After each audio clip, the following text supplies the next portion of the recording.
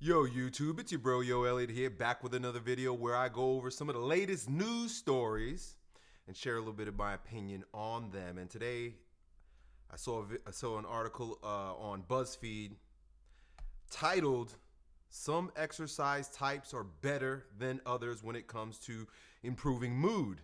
Exercise can make you feel better. Now a large study shows that some types are more effective than others, but just about anything helps." And I think this is great. This is perfect. This makes sense to talk about here because Yo Elliott has always talked about how the body is the mind. And it has been my experience that when working with young men, it's the most fascinating thing to see them transform their bodies, right? Like, as a strength coach, I'd have these skinny young punks come into the gym. After a few weeks of teaching them how to lift, they start building a little muscle. They start having a little discipline, commitment, and focus on building themselves up exteriorly.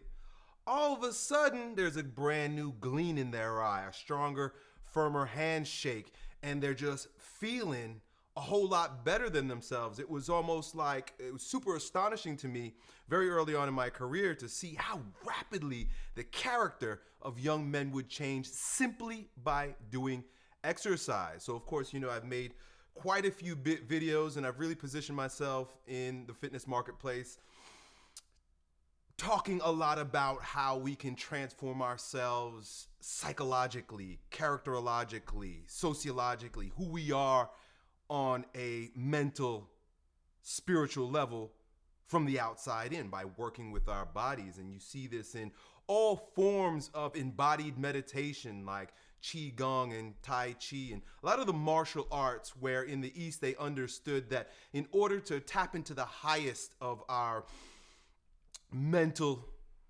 and spiritual capacity, we had to go through the body. There was no separation like we have become very accustomed to in the West, where we separate science from religion, we separate the body from the mind, we just go on separating.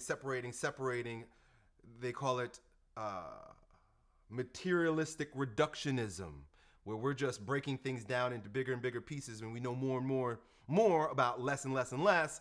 And then ultimately the holistic aspect, or the unified aspect of what makes us human beings, integrated human beings, dissolves and then gets cast into the corner, the same dark corner with religion and mysticism. To me, that doesn't make any sense, and it's kind of silly, but it's great to see this all coming back. And of course, we got scientific studies and BuzzFeed articles to tell us what they knew for 10,000 years to be true in the East. And I think we've known a lot of this in the West also too, but postmodernism has created a disease, a cramp in the left brain, where we no longer see the big picture of things, but we got this narrow spotlight focus. So I'm going to continue. New study of more than a 1.2 million people participated in suggests that exercise can indeed boost your mood, and that some types are better than others. It's a long article, but I highlighted a few things here. Just wanted to kind of reiterate the main point and then get into some of the deeper details. Just about any exercise, the article says, including walking or housework, help to reduce the number by an average of 1.5 days a month, or 43%. That's how many days people are losing work based on feeling shitty because they don't exercise and move. Team sports, cycling, and aerobic and gym exercises have the biggest effect, reducing poor mental health days by about 20%. Walking, on the other hand, was linked to about a 10% reduction. So that all being very clear, and I think if you've been watching my channel, you know what I'm about, that makes perfect sense. We've been exploring that. The effect, it says, is stronger for people who said they've been diagnosed with depression. So it's funny because those of us who have been lifting, who do exercise, who are on this journey of being the strongest version of themselves, watching Yo Elliott videos, we kind of get it, right? Because if you've been exercising and then you stop exercising, you quickly recognize, oh shit, I feel like shit.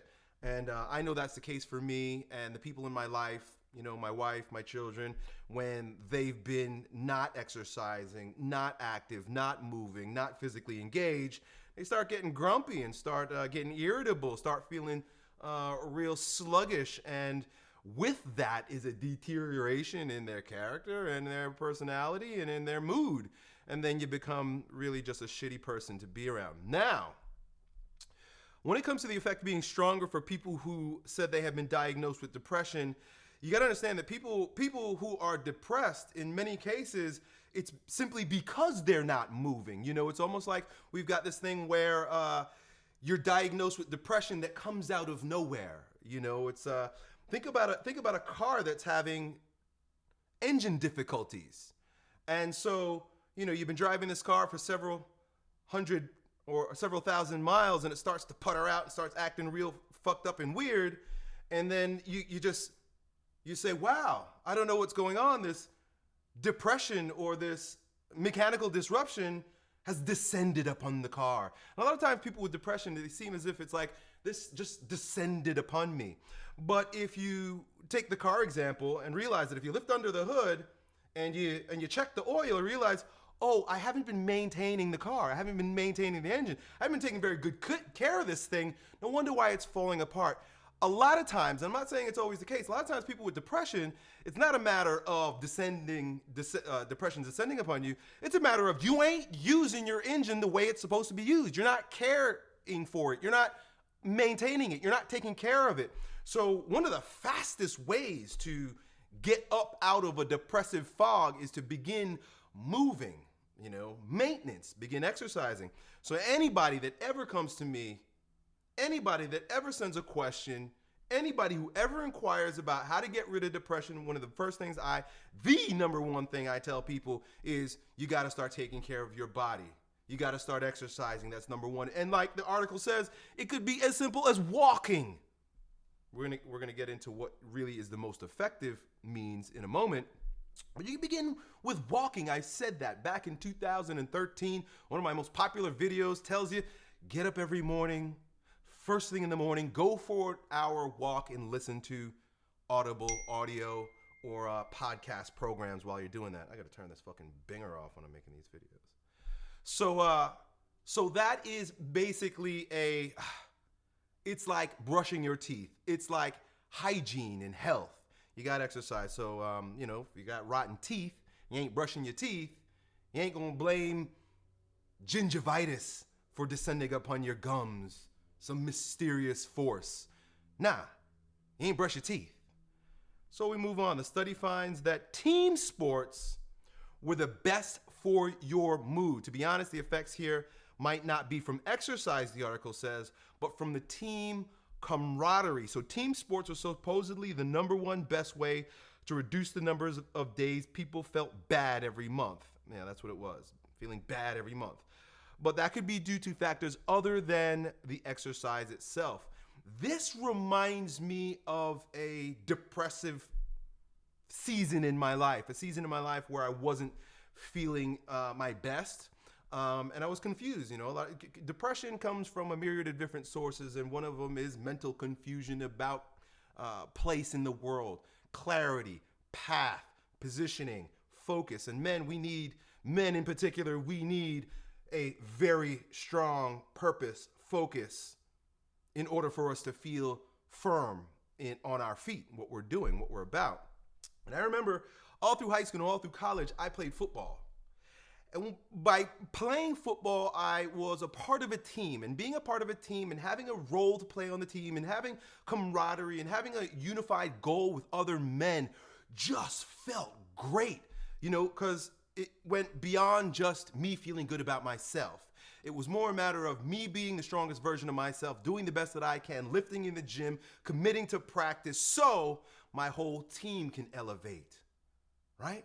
And it really points to the fact that we're not alone in any of this. If we try to separate ourselves in our personal development, it descends into the darkness of narcissism, right? So that we can lord ourselves over people. But when you exercise, when you strive physically toward a collective goal with other men, there is a removal of the center of focus from self to the bigger picture. And anybody who's played team sports, or anybody who's been even like CrossFit, anybody who's been in a environment where you're all sweating, bleeding, and killing it together, you realize that there is a special bond that cannot be conceptualized when you're with these people. There's a special bond that happens on an energetic level that begins to integrate those people who are together, struggling together. I watch it happen all the time at Strength Camp. It's crazy. People come in and they stay. That's why I call Strength Camp a family, because you come in and you immediately get